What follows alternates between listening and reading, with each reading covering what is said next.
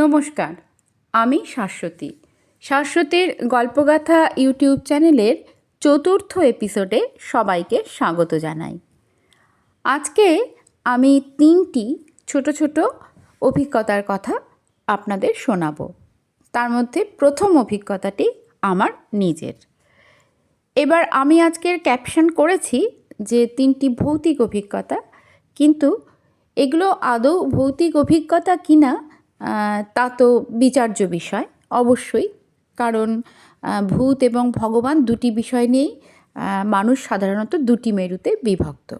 যাই হোক, আর কথা না বাড়িয়ে ঘটনা শুরু করব। ঘটনা শুরু করবার আগে সেই চিরাচরিত কথাগুলি।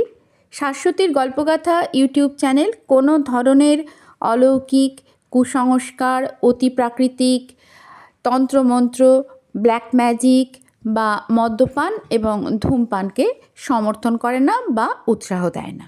তাহলে শুরু করছি। প্রথম অভিজ্ঞতাটি আমার নিজের, মানে আমার ব্যক্তিগত অভিজ্ঞতা। আমার মা 2022 সালের 6ই ফেব্রুয়ারি মারা যান। তো হিসেব মতো তার যেদিন কাজ হবার কথা, এটি তার আগের রাত্রের কথা। দাদার বাংলোতে আমরা সবাই ছিলাম, মানে পরিবারের সবাই ছিলাম। আর তাছাড়া দাদা কয়েকটি বাংলো রেখেছিল, অ্যারেঞ্জ করে রেখেছিল যে আরও যেসব আত্মীয় স্বজন আসবেন তাদের যাতে অ্যাকোমোডেট করতে পারে। তো সেদিনকে, মানে মায়ের যেদিন কাজ, পারলৌকিক কাজ, তার আগের দিন সন্ধেবেলায় বিকেলের পর আর কি, বিকেল শেষ হয়ে আসছে, এই সময় মাসি এসে উপস্থিত হলেন। আমার একমাত্র মাসি, মায়ের ছোট বোন এলেন, সঙ্গে তার মেয়ে। এবার মাসি এসে তো বসলেন, তারপরে কিছুক্ষণ যা হয় কান্নাকাটি, গল্পগুজব ইত্যাদি হলো। তারপর মাসি বললেন যে আমি কিন্তু অন্য কোথাও গিয়ে থাকবো না, আমি তোর কোয়ার্টারেই থাকবো, মানে এখানেই থাকবো। এবার কোয়ার্টারে, মানে দাদার বাংলোতে আর কি, থাকার ঘর বলতে আর একটাই ঘর খালি ছিল, সেটা হচ্ছে আমার মায়ের ঘর, যেটাতে আমার মা থাকতেন। তো সেই ঘরটি মায়ের সমস্ত জিনিসপত্র যেরকম ছিল সব দিয়ে আমার দাদা আর বৌদি সাজিয়ে রেখেছিলেন। তো সেই ঘরটাতে আমরা কেউ ব্যবহার করছিলাম না মা মারা যাবার পর, কিন্তু মাসি বললেন যে আমি কোথাও যাব না, আমি ওই ঘরটাতেই থাকবো। তাহলে তো সেখানেই মাসিদের ব্যবস্থা করে দেওয়া হলো, শোবার বিছানাপত্র রেডি করে দেওয়া হলো, থাকার ব্যবস্থা করা হলো। সন্ধেবেলা বৌদি চা জলখাবার রেডি করে দিল। আমি ওই ঘরে গিয়ে মাসিকে চা আর জলখাবারের ট্রেটা নিয়ে যখন আমি ঢুকছি মায়ের ঘরে, তখন দেখছি মাসি আর বোন বসে আছে। এবার মাসির দিকে তাকিয়েই আমার হঠাৎ যেন চমক লাগলো। মাসির মুখটা দেখে মনে হলো অবিকল যেন মা বসে আছে। মানে মায়ের ঠোঁটের ওপরের যে অংশটা থেকে, মানে নাক এবং ঠোঁটের ওপরের যে অংশটা, সেই অংশটা মনে হচ্ছে ডিটো একদম যেন মাসির মুখে বসানো। এবার এটুকু শুনে মনে হতেই পারে যে এটা তো খুব স্বাভাবিক ঘটনা, কারণ দুই বোন, তাদের মধ্যে মুখের সাদৃশ্য থাকা স্বাভাবিক। কিন্তু বাস্তবে আমার মা আর মাসি, তাদের চেহারা, তাদের মানে তাদের ব্যক্তিত্ব, তাদের চেহারা সমস্ত দিক থেকে ছিলেন একেবারে উত্তর মেরু আর দক্ষিণ মেরু। মানে কোনো কিছুতে তাদের কোথাও কোনো সিমিলারিটি ছিল না। কিন্তু মাসির মুখটা অদ্ভুতভাবে, বিশেষ করে মাসির ওই ঠোঁটের ওপরের অংশটা ছিল সম্পূর্ণ অন্য রকম, একেবারেই, মানে ওইখানে তো আর কোনো সাদৃশ্যই ছিল না, কিন্তু মনে হলো যেন সম্পূর্ণভাবে মায়ের মুখটা বসানো। তো আমার দেখে আমি মাসিকে বললাম যে মাসি, তোমাকে দেখে মনে হচ্ছে পুরো মায়ের মতো লাগছে। তো মাসি তখন বলল যে হতেই পারে, আমার দিদি, আমার মুখ আমার দিদির মতো লাগতেই পারে, দুই বোন তো আমরা। জানলাম যে হ্যাঁ, তোমার বয়স হয়েছে যখন, মানে বয়স হওয়ার পর তোমার মুখটা মায়ের মতো হয়ে গেছে। তো কথাবার্তা এইটুকুই হলো। মায়ের কাজের আগের দিন আমরা সবাই খুব ব্যস্ত ছিলাম। তো আমরা তখন তারপর কাজে কর্মে ব্যস্ত হয়ে পড়লাম, আবার কিছু মনে হয়নি আর তখন। এরপর 8:30 9টা নাগাদ আমার হাজব্যান্ড আর আমার ছেলে বিশেষ একটি কারণে যেতে পারেনি ওখানে, দাদার মায়ের কাজের ওখানে আর কি, মায়ের কাজে। তো ওরা বর্ধমানের বাড়িতেই ছিল। তো ওখান থেকে ওরা ভিডিও কল করেছিল। ভিডিও কল করে আমার হাজব্যান্ড বলছে যে আরে মাসিকে দেখালাম, ও যখন ভিডিও কল করেছে মাসির সঙ্গে কথা বলালাম, তখন ও বলছে, আরে এই তো পুরো মনে হচ্ছে তোমার মা। তখন আমি বললাম যে তোমারও মনে হচ্ছে? আমার তো অদ্ভুত লাগলো, আমার তো মনে হচ্ছিলই, তোমারও মনে হচ্ছে? তখন ও বললো যে হ্যাঁ, পুরো মনে হচ্ছে তোমার মা বসে আছেন। তো এই ব্যাপারটা খুব অদ্ভুত লেগেছিল আমার। তবে এটা খুব সত্যি কথা যে আমাদের যে কোনো রকম এই কারণের জন্য কোনো রকম ভয় লেগেছিল, কোনো আনক্যানি ফিলিংস হয়েছিল, তা কিন্তু একেবারেই নয়। কারণ মাসি কিন্তু পরপর 3-4 রাত ওই ঘরেই মাসি থেকেছিল, বা সারাদিন মাসি ওখানেই থেকেছিল, ওখানেই কাটিয়ে মাসি কিন্তু ফিরে যায়। তো পরের দিন মায়ের কাজ টাজ হয়ে যায় এবং আমি তো তারপর নিয়মভঙ্গ হয়ে যায় তারপরের দিন, তারপর আমি তো বর্ধমান ফিরে আসি। এর অন্তত বছর দেড়েক পদে আমি কৃষ্ণনগরে, আমার মাসি থাকেন কৃষ্ণনগরে, মাসির ফ্ল্যাটে যাই। এবং আমার তখন একটা প্রচণ্ড কৌতূহল ছিল যে মাসিকে ভালো করে দেখব যে মাসির মুখের গড়নটা ওই রকমই আছে কি না। তো ওখানে গিয়ে আমি খুব ভালো করে খুঁটিয়ে লক্ষ্য করি, কিন্তু আমার মনে হলো যেন যে মাসির মুখটা ঠিক যেরকমভাবে আমি ছোটোবেলা থেকে দেখে এসেছি ঠিক আগের শেপে ফিরে গেছে। মাসির সঙ্গে কিন্তু মায়ের আর কোথাও কোনো সাদৃশ্য আমি খুঁজে পাইনি। তো এটা কী ছিল? মা কি তাহলে শেষবারের মতো মানে মাসির মধ্যে দিয়ে আমাদের সবাইকে দেখতে এসেছিল? বা এই যে বলা হয় যে যতদিন না পারলৌকিক কাজ সম্পূর্ণ হয় ততদিন সেই আত্মা সেখানেই থাকে, এটাই কি ঘটেছিল? মা কি সবাইকে দেখছিল? মা কি এসেছিল? তবে এটা আমি কখনোই বলবো না যে এই ঘটনার মানে এই ঘটনাতে আমরা কেউ বিন্দুমাত্র ভয় পেয়েছি, বা মাসি নিজে বিশেষত যে ওই ঘরটাতে ছিল মাসি বিন্দুমাত্র ভয় পেয়েছে, বা কোনো ফিলিংস হয়েছে, বা আর কোনো ধরনের কোনো রকমের ইঙ্গিত আমরা পেয়েছি যে মা আছেন বা মা তখনও পর্যন্ত আমাদের সঙ্গে আছেন, তা কিন্তু একেবারেই নয়। তাই এটা যে ভৌতিক অভিজ্ঞতা তা বলবো না, বা বিন্দুমাত্র ভয় পাইনি, কিন্তু খুব অবাক হয়েছি আমি। এটা খুব অলৌকিক একটা ব্যাপার বলে আমার মনে হয়েছে। তো সেই ঘটনাটি আমি বললাম। এরপর আসি দ্বিতীয় ঘটনায়। দ্বিতীয় ঘটনাটি আমার গৃহসহায়িকা লক্ষ্মীদির। লক্ষ্মীদি যিনি, উনি আমার বাড়িতে কাজ করেন প্রতিদিন, ঠিকে কাজ করেন। এবার উনি বর্ধমান শহরেই থাকেন, বর্ধমান শহরের উপকণ্ঠে একটি ভাড়া বাড়িতে থাকেন। তো সেই ভাড়া বাড়িতে উনি এখনও আছেন। তো এই ঘটনাটি উনি আমাকে বলেছেন এবং বারবার বলেছেন যে ওই লোকেশানটা যেন আমি একেবারেই না বলি, কারণ যেহেতু উনি এখন ওই বাড়িতেই আছেন, কারণ বাড়িটির বদনাম হতে পারে, এই কারণে আর কি। তো এবার ঘটনাটা বলি। ওই দিদির বাড়িতে কালী ঠাকুর আছে, কালী ঠাকুরের মূর্তি আছে, ছোট পেতলের মূর্তি, এবং নিত্য পুজো হয়, ওনার হাজব্যান্ড করেন। আর নিত্য পুজো হয় এবং বিশেষ বিশেষ অমাবস্যার তিথিতে একটু বিশেষভাবে আয়োজন করেন ওরা, এবং লোকজনকে ভোগ টোগ খাওয়ান, এসব করেন। তো এবং প্রসাদ টোসাদ দিতে আসেন, আমাদের বাড়িতেও দিয়ে যান এসে।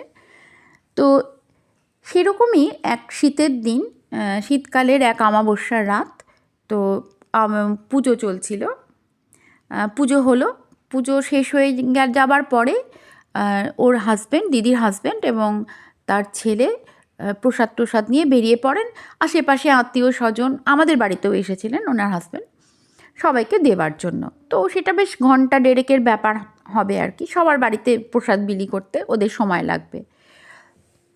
তো দিদি তখন বললেন যে আমি ভাবলাম যে এতক্ষণ সময় শুধু শুধু বসে থাকবো, তাহলে অনেক দুপুর থেকে অনেক বাসনপত্র জমে আছে, সেই বাসনপত্রগুলো তাহলে আমি কলতলায় নিয়ে গিয়ে মেজে ফেলি। এবার এখানে দিদির বাড়ির একটু বিবরণ দেওয়া দরকার। দিদিদের ঘর মানে ওদের বাড়িটা ছিল দোতলা, মানে বাড়িটা আছে এখনও, ওখানেই থাকেন। বাড়িটা দোতলা, তার একতলায় দুটো ঘর। ওই একটা ঘরে দিদিরা থাকেন, আর একটা ঘরে আরেক ভাড়াটে থাকেন। একটা ঘরের পরে একটু ছোট্ট জায়গা, তারপর একটা গ্রিল, মানে একটা ছোট্ট জায়গা মানে একটা বারান্দা, সেটাতে গ্রিল দেওয়া আছে। তারপর 2-3 ধাপ সিঁড়ির পরে হচ্ছে একটি উঠোন, এবং উঠোনের মাঝখানে কলতলা এবং বাথরুম পায়খানা। আর বাড়িটা হচ্ছে বাঁকা নদীর ধারে, বর্ধমানের বুক চিরে যে বাঁকা নদী গেছে, আমরা আদর করে বঙ্কেশ্বরী বা অনেকে বলেন বাঁকা নালা। তো সেই বাঁকার ধারে হচ্ছে বাড়িটা। এবার বাঁকার ধারে বাঁকার পাড় ভাঙে, সেই জন্য বাঁকার ধারে প্রচুর এখানে গাছ লাগানো হয়, মানে যেখানে যেখানে সম্ভব আর কি গাছ লাগানো হয়। তো ওখানেও প্রচুর গাছ আছে, আম, কাঁঠাল, জাম, এসব বড় বড় গাছ আছে। তো বাঁকার ধারেই বাড়িটা।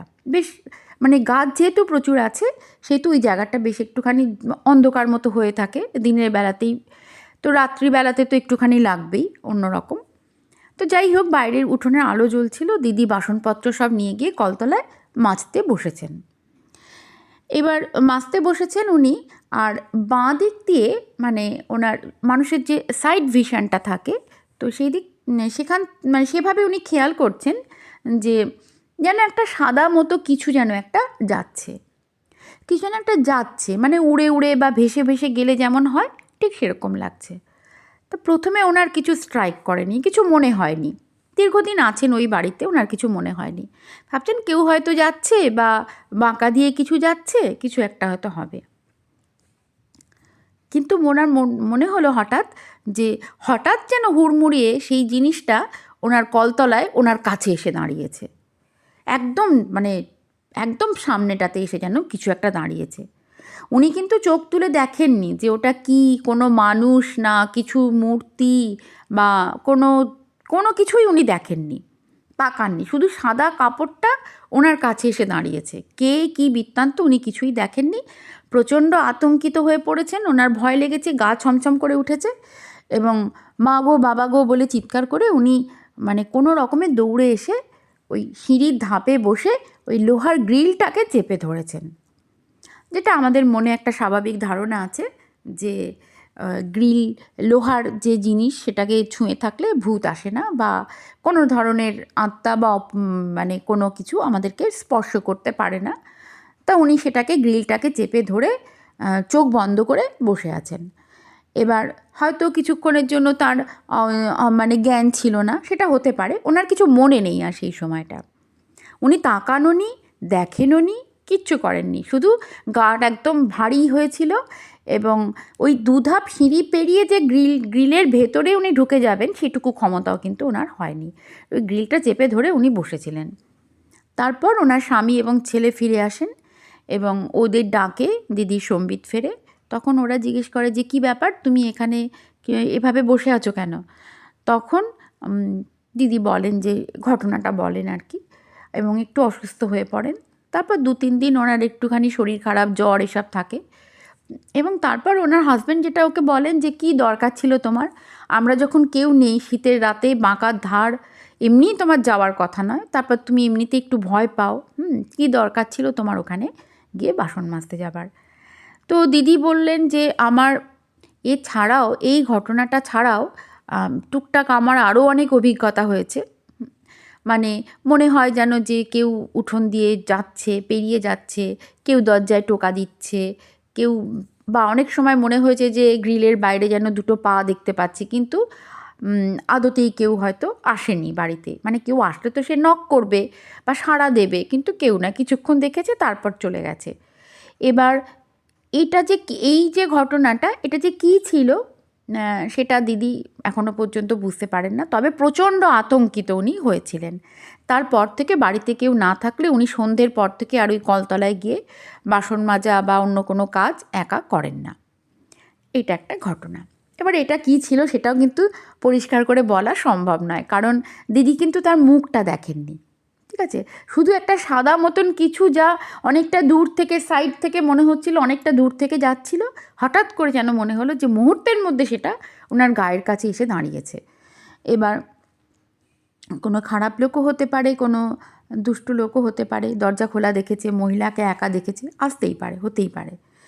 তো এটাও কিন্তু অমীমাংসিত, তবে দিদির কিন্তু দৃঢ় ধারণা যে সেটা কিন্তু কোনো একটা আত্মা বা ভূত, যাকে আমরা সোজা কথায় বলি আর কি। তো এটা হলো দ্বিতীয় ঘটনা। এর পরের ঘটনাটি যেটা, সেটাও আমার আর একজন গৃহসহায়িকা, মানে আমার বাড়িতে যিনি রান্না করেন তাঁর জীবনের ঘটনা। আমার বাড়িতে যিনি রান্না করেন তার নাম হচ্ছে, মানে তাকে আমি জবাদি বলি, তার নাম জবাদি। উনি হচ্ছেন বিবাহ বিচ্ছিন্না, মানে ডিভোর্সি। তো দিদি একাই থাকেন দীর্ঘদিন, প্রায় 20-22 বছর তিনি বর্ধমানে একা বাড়ি ভাড়া করে থাকেন।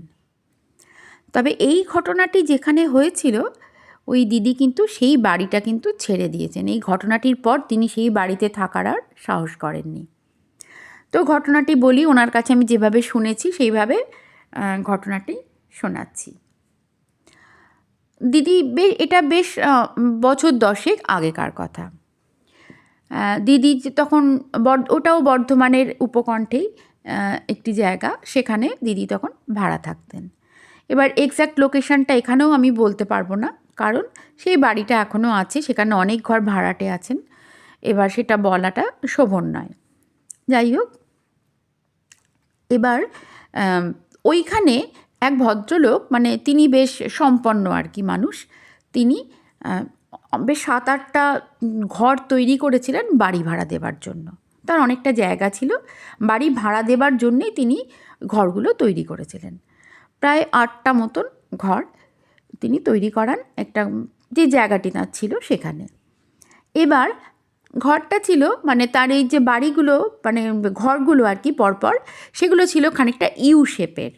মানে ব্যাপারটা কীরকম ছিল, একটা চওড়া রাস্তা, রাস্তার ধারে একটি গাছ, তার পাশে একটি ল্যাম্পপোস্ট, তারপর একটুখানি খোলা জায়গা, তারপর একটা ইউ শেপের যদি পরপর ব্যারাকের মতো যদি ঘর তৈরি হয়, তো সেই রকম ছিল এদের বাড়িগুলো আর কি, মানে ওনার বাড়িটা পরপর, মানে প্রথমে 1, 2, 3, 4টে হয়তো এক কামরার ঘর, তারপর 2টো, মানে যেখানটা কার্ভ করছে আর কি, তারপর 2টো, তারপর আবার 4টে, এরকম। তাহলে গোটা 10, অথবা 3টে, তারপর 2টো, তারপর আবার 3টে, এরকম। মোট কথা ইউ শেপের ছিল ঘরগুলো। আর মাঝখানটাতে ছিল উঠোন, সেই উঠোনে কলতলা, বাথরুম, পায়খানা কমন সবার জন্য। এবার এই যে এক কামরার ঘরগুলো, এগুলোও ছিল একটা করে রুম, বেশ বড় রুম একটি করে, সামনে খানিকটা বারান্দা, গ্রিল দেওয়া, তারপর এরকম 2-3 ধাপ সিঁড়ি, তারপর উঠোন। এবার বেশিরভাগ ঘরেই আর কি, মানে বেশিরভাগ যারা ভাড়াটে ছিলেন তারা প্রত্যেকেই পরিবার নিয়ে থাকতেন, বা অন্তত 2জন কি 3জন করে মেম্বার প্রত্যেকেরই ফ্যামিলিতে ছিল। কিন্তু দিদি ছিলেন একা, কারণ দিদি তো একাই থাকতেন, দিদি ছিলেন একা। এবার সমস্যাটা ছিল যে রাত্রে ওই বাথরুমটা ব্যবহার করা নিয়ে সমস্যা হতো। কারণ দিদি বললেন যে রাত্রিবেলা বেরোলেই আমাদের ওই সামনের রাস্তা, ল্যাম্পপোস্ট আর ওই যে গাছটা রয়েছে ওই দিকটা তাকালেই কেমন গা ছমছম করতো। এবং তার একটা কারণ আছে। সেই কারণটা কি না, একটা জনশ্রুতি ছিল যে বহু বছর আগে নাকি ওই গাছে কেউ নিজের প্রাণ নিজেই নিয়ে নেন, মানে নিজেকে হ্যাং করে নেন আর কি। তো সেই জন্য সবাই একটা ভয় পেত। এবার সেটা খানিকটা মনেরই ভয় হয়তো, যেহেতু তারা শুনেছিলেন। তো রাত্রে কেউ একা সাধারণত বাথরুমে বেরোতেন না, পুরুষরা হয়তো বেরোতেন, মহিলারা কেউ একা বেরোতেন না। সব দিক থেকেই সেটা নিরাপদ ছিল না, কারণ সামনে একটা বড় রাস্তা আছে, তো সেইখানে তো কোনো আলাদা করে গেট বা কিছু ছিল না এদের বাড়ির পর, তো খোলা আর কি একদম সামনেটা, সুতরাং সেটা নিরাপদ ছিল না। এবার গরমকালে খুব একটা কিছু অসুবিধে হতো না বাথরুম যাবার ক্ষেত্রে, কারণ গরমকালে অনেকেই নাকি সামনের এই উঠোনটাতে ক্যাম্প খাট পেতে বা খাটিয়া পেতে শুতেন, ফলে দিদিরা অনায়াসে বাথরুম সবাই গিয়ে ব্যবহার করতে পারতেন। কিন্তু শীতকালে সন্ধ্যের পর থেকেই যা হয়, 8টা 8:30টার পর থেকেই কিন্তু নিঝুম হয়ে যেত চারিদিক, সবাই যে যার ঘরে। এবার দিদি যেটা বললেন সেটা হচ্ছে যে আমি কোনো দিনই শীতকালে আমি কোনো দিন কখনোই একা বাথরুমে যেতাম না, চেষ্টা করতাম না বেরোতে। কিন্তু যদি খুব প্রয়োজন হতো তাহলে বাড়িওয়ালাকে বলে উনি একটা ব্যবস্থা করে নিয়েছিলেন, সেটা হচ্ছে যে তিনি জল রাখতেন, বা ওই বারান্দায় 1 বালতি জল রাখতেন, এবং গ্রিলটা খুলে বেরিয়ে ওই যে 2-3 ধাপ সিঁড়ি ছিল, সিঁড়ির নিচ দিয়ে যে একটা ড্রেন ছিল, সেই ড্রেনটাকে টয়লেট হিসাবে ব্যবহার করতেন, দিয়ে জল ঢেলে দিতেন, এবং পরের দিন সকালবেলা উঠে আবার 2-3 বালতি জল এনে ড্রেনটাকে পরিষ্কার করে দিতেন। তো এইটা ছিল বাড়িওয়ালার সাথে কথা বলে করা একটি ব্যবস্থা, যেহেতু উনি একা থাকতেন, তো এটাকে উনি মানে বাড়িওয়ালা কনসিডার করেছিলেন দিদির জন্য। তো যেদিনকার ঘটনা সেদিনকে দিদি বলছেন যে সেদিনকে টিভিতে একটা সিনেমা চলছিল, সিনেমা দেখতে দেখতে এত ভালো লেগেছে যে দিদি আর ছাড়তে পারেননি, সিনেমাটা দেখেছেন। সিনেমা দেখা শেষ হতে যখন ঘড়ির দিকে তাকাচ্ছেন তখন দেখছেন যে প্রায় 1:45 বাজে। এবার অনেকটা রাত হয়ে গেছে। এবার যা হয় সিনেমা দেখে বা কোনো কারণে দেরি হয়ে গেলে যখন আমরা শুতে যাই তখন আমাদের বাথরুমে একবার যাওয়ার মানে একবার টয়লেট ইউজ করবার প্রয়োজন হয় প্রত্যেকেরই সাধারণত। তো এবার দিদিরও মনে হয়েছে যে একবার টয়লেট যেতে হবে। তা উনি বেরিয়েছেন, বেরিয়ে ওই ড্রেনটা ইউজ করেছেন টয়লেট হিসাবে।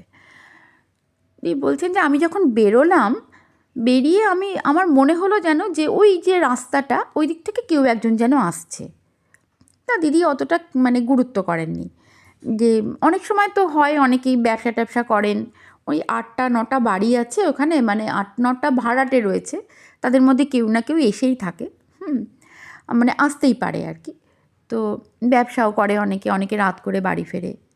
তো দিদি বলছে আমি অত খেয়াল করিনি, মানে অত গুরুত্ব করিনি, ভেতরে কোনো কিছু স্ট্রাইক করেনি আমারও যে কে আসছে কী বৃত্তান্ত, বা কোনো ভয় পাননি।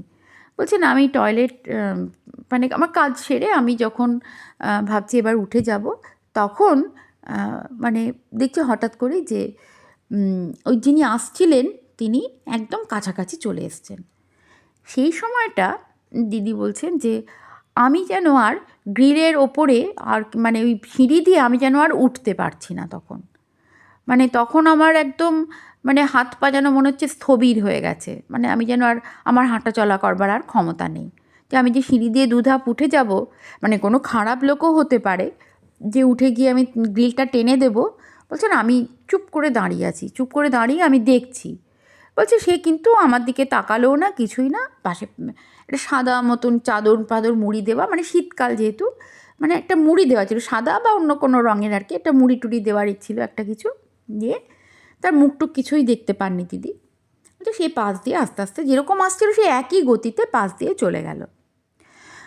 আমাকে বলছে যে বৌদি যখন ও আমার পাশ দিয়ে গেল তখন আমার মনে হচ্ছে যে আমি যখন কারোর বাড়িতে মানে ফ্রিজ খুলি তখন যেরকম এক ঝলক ঠান্ডা হাওয়া আসে, ঠিক ওরকম একটা যেন ঠান্ডা পুরো হাওয়া আমার পাশ দিয়ে যেন মনে হচ্ছে বেরিয়ে গেল। তো দিদি তখন ওকে নজর করছে, হ্যাঁ, মানে নজর করছে, মানে যে স্বেচ্ছায় করছে তা হয়তো নয়, মানে নজর সরাতে পারছে না ওর দিক থেকে। তো সে তখন হাঁটতে হাঁটতে হাঁটতে হাঁটতে পুরো ওই যে ইউ শেপের মতো বলেছিলাম তো, মানে পুরো বাঁ দিকের ঘরগুলো পেরিয়ে সোজা লাস্ট যে বাড়িটা ছিল সেই বাড়িটার কাছে গিয়ে বলছে থমকে দাঁড়ালো। বলছে দিয়ে আমার দিকে তাকিয়ে, মানে দিয়ে এইদিকে ফিরে তাকালো আমার দিকে।